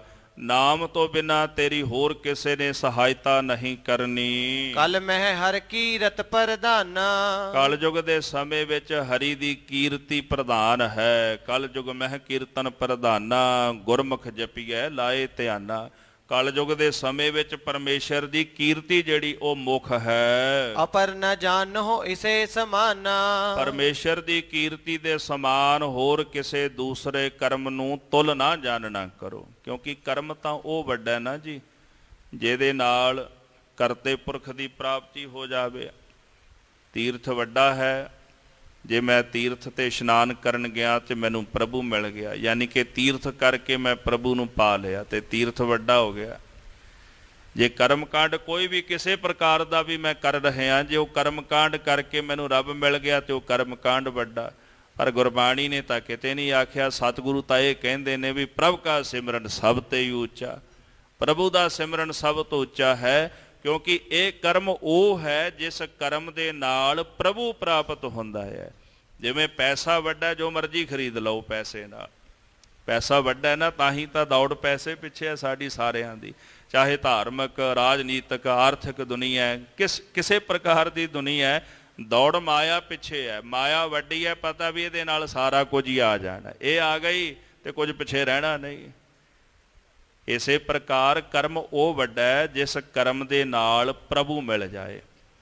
ਪਰ ਗੁਰਬਾਣੀ ਕਹਿੰਦੀ ਨਹੀਂ ਮਿਲਿਆ। ਕਬੀਰ ਜੀ ਕਹਿੰਦੇ, ਕੀਓ ਸਿੰਗਾਰ ਮਿਲਣ ਕੈ ਤਾਈ, ਹਰ ਨਾ ਮਿਲੇ ਜਗ ਜੀਵਨ ਗੁਸਾਈ। ਮੈਂ ਸ਼ਿੰਗਾਰ ਕੀਤਾ ਕਰਮਾਂ ਦਾ, ਪਰਮੇਸ਼ਰ ਨਹੀਂ ਮਿਲਿਆ, ਕਿਉਂਕਿ ਉਹ ਸ਼ਿੰਗਾਰ ਨਾਲ ਉਹ ਮਿਲਦਾ ਹੀ ਨਹੀਂ। ਜਿਸ ਕਰਮ ਨਾਲ ਮਿਲਦਾ ਸੀ ਉਹ ਨਾ ਮੈਂ ਕਰ ਸਕਿਆ। ਉਹ ਕਰਮ ਹੈ ਪਰਮੇਸ਼ਰ ਦਾ ਨਾਮ। ਸੋ ਜਿਹੜੀ ਚੀਜ਼ ਉੱਤਮ ਹੈ ਉਹਦੇ ਨਾਲ ਹੀ ਉਹਦੀ ਪ੍ਰਾਪਤੀ ਹੁੰਦੀ, ਤੇ ਉਹ ਉੱਤਮ ਵਸਤੂ ਪਰਮੇਸ਼ਰ ਦੀ ਕੀਰਤੀ, ਪਰਮੇਸ਼ਰ ਦਾ ਨਾਮ ਹੈ। ਮਹਾਰਾਜ ਗੁਰੂ ਨਾਨਕ ਸਾਹਿਬ ਸੱਚੇ ਪਾਤਸ਼ਾਹ ਜੀ ਕਹਿੰਦੇ ਹਨ, ਭਾਈ ਕਲਯੁਗ ਵਿੱਚ ਵਾਹਿਗੁਰੂ ਦੇ ਨਾਮ ਦੇ ਸਮਾਨ, ਉਹਦੀ ਕੀਰਤੀ ਦੇ ਸਮਾਨ ਕੁਝ ਹੋਰ ਨਾ ਜਾਣਨਾ ਕਰੋ। ਭਗਤ ਕਰੋ ਸਭ ਹੀ ਸੁਖ ਪਾਵੋ। ਪਰਮੇਸ਼ਰ ਅਕਾਲ ਪੁਰਖ ਦੀ ਭਗਤੀ ਕਰੋ, ਸਰਬ ਸੁੱਖਾਂ ਦੀ ਤੁਹਾਨੂੰ ਪ੍ਰਾਪਤੀ ਹੋਵੇਗੀ। ਕਸ਼ਟ ਹੋਏ ਜੇ ਦੰਭ ਕਮਾਵੋ। ਜੇਕਰ ਦੰਭ ਪਖੰਡ ਕਮਾਓਗੇ ਨਾ, ਦਿਖਾਵਾ ਕਰੋਗੇ, ਫਿਰ ਭਾਰੀ ਕਸ਼ਟਾਂ ਦੀ ਪ੍ਰਾਪਤੀ ਹੋਵੇਗੀ। ਦੋਹਰਾ ਦਇਆ ਸਦਨ ਕੇ ਬਦਨ ਤੇ, ਬਚਨ ਸੁਨੇ ਗਤ ਦੈਨ। ਦਇਆ ਦੇ ਘਰ ਗੁਰੂ ਨਾਨਕ ਦੇਵ ਜੀ ਮਹਾਰਾਜ ਸੱਚੇ ਪਾਤਸ਼ਾਹ ਜੀ ਦੀ ਪਾਵਨ ਰਸਨਾ ਵਿੱਚੋਂ ਤਿਨਾਂ ਨੇ ਮੁਕਤੀਦਾਇਕ ਬਚਨ ਸਰਵਣ ਕੀਤੇ ਹਨ। ਹਿਰਦੈ ਸ਼ੁੱਧ ਬੰਧਨ ਕਰਤ, ਸਿੱਖ ਭਏ ਮਨ ਚੈਨ। ਸਤਿਗੁਰਾਂ ਦੇ ਬਚਨਾਂ ਦੇ ਨਾਲ ਹਿਰਦਾ ਸ਼ੁੱਧ ਹੋ ਗਿਆ। ਕਿਤਨਾ ਕੁ ਪ੍ਰਤਾਪ ਹੋਵੇਗਾ ਮੇਰੇ ਸਤਿਗੁਰਾਂ ਦੇ ਬਚਨਾਂ ਵਿੱਚ। ਜਿਨ੍ਹਾਂ ਨੇ ਉਹ ਬਚਨ ਸਰਵਣ ਕੀਤੇ, ਹਿਰਦਾ ਸ਼ੁੱਧ ਹੋ ਗਿਆ ਉਹਨਾਂ ਦਾ। ਤਾਂ ਹੀ ਗੁਰਦੇਵ ਜੀ ਕਹਿੰਦੇ, ਸੁਣ ਕਰ ਬਚਨ ਤੁਮਾਰੇ ਸਤਿਗੁਰ, ਮਾਨ ਤਨ ਮੇਰਾ ਠਾਰ ਥੀਓ। ਮੇਰਾ ਹਿਰਦਾ ਠੰਡਾ ਠਾਰ ਹੋ ਗਿਆ ਮਹਾਰਾਜ ਤੁਹਾਡੇ ਬਚਨ ਸੁਣ ਕੇ। ਕਿੰਨਾ ਆਨੰਦ ਬਣਦਾ ਜਦੋਂ ਸਿੱਖ ਪ੍ਰੇਮ ਨਾਲ ਗੁਰੂ ਕੀ ਬਾਣੀ ਨੂੰ ਸਰਵਣ ਕਰਦਾ ਹੈ। ਇਹ ਬਾਣੀ ਅੰਦਰ ਦੀ ਮੈਲ ਸਾਡੀ ਉਤਾਰ ਦਿੰਦੀ ਹੈ। ਤਾਂ ਭਾਈ ਸੰਤੋਖ ਸਿੰਘ ਜੀ ਹੋਰੀ ਲਿਖਦੇ ਨੇ, ਹਿਰਦੈ ਸੁਧ ਬੰਧਨ ਕਰਤ, ਸ਼ੁੱਧ ਹਿਰਦੇ ਨਾਲ ਮਹਾਰਾਜ ਨੂੰ ਪ੍ਰੇਮ ਨਾਲ ਨਮਸਕਾਰਾਂ ਕਰਦੇ ਨੇ।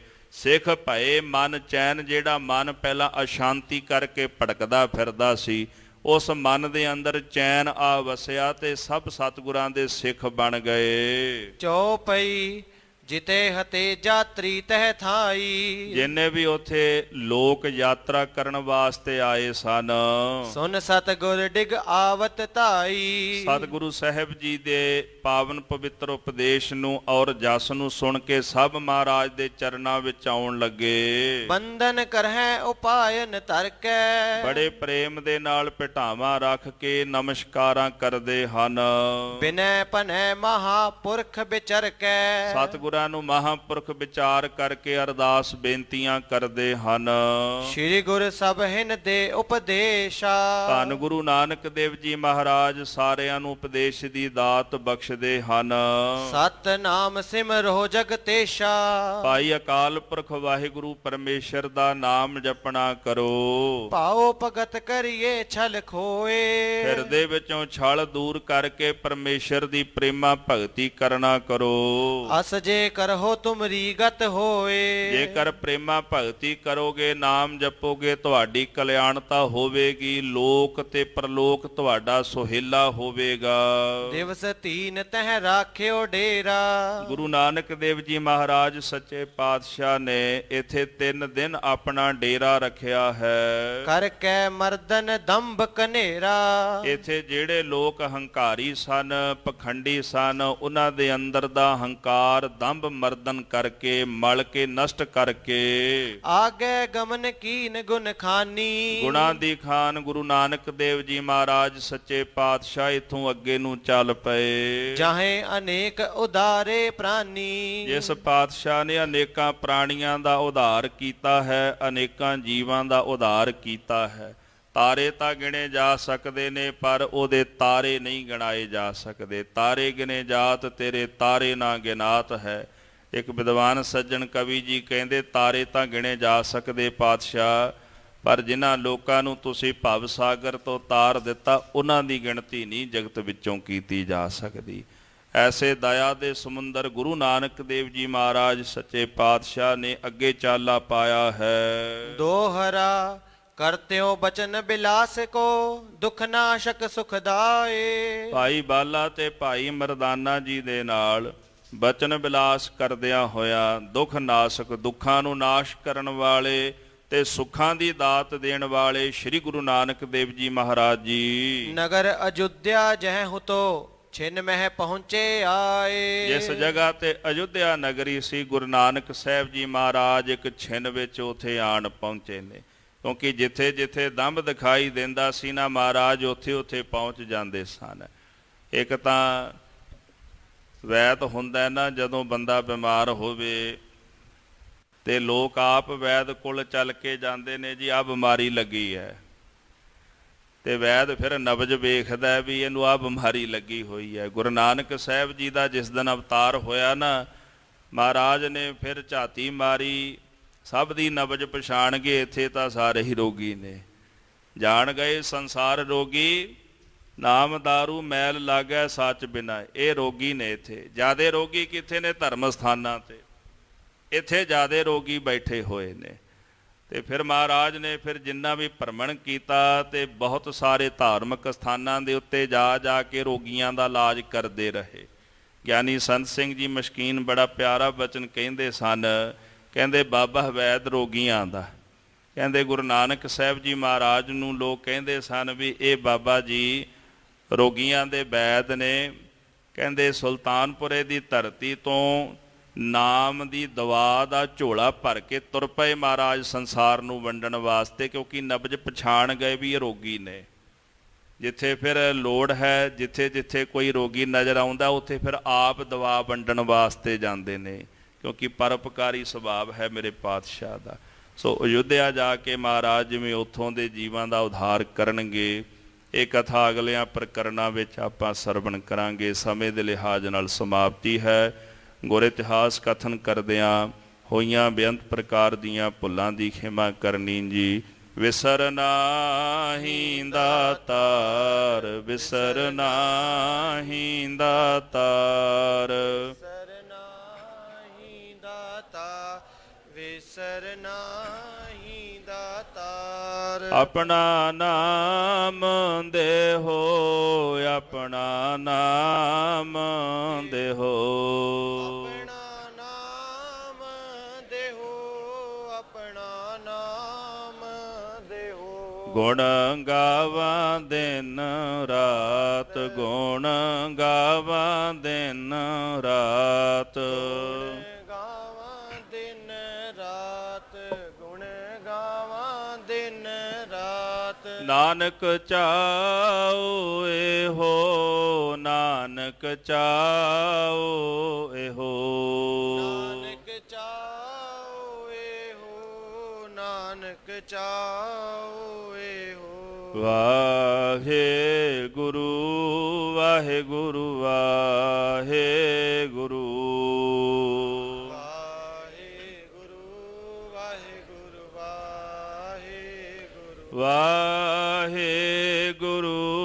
ਵਾਹਿਗੁਰੂ ਵਾਹਿਗੁਰੂ, ਵਾਹਿਗੁਰੂ ਵਾਹਿਗੁਰੂ ਵਾਹਿਗੁਰੂ,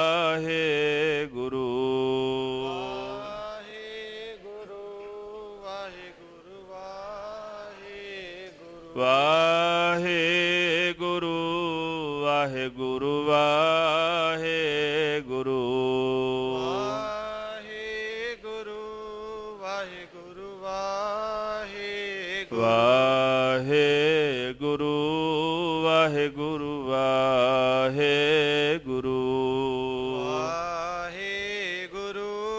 ਵਾਹਿਗੁਰੂ ਵਾਹਿਗੁਰੂ ਵਾਹਿਗੁਰੂ, ਵਾਹਿਗੁਰੂ ਵਾਹਿਗੁਰੂ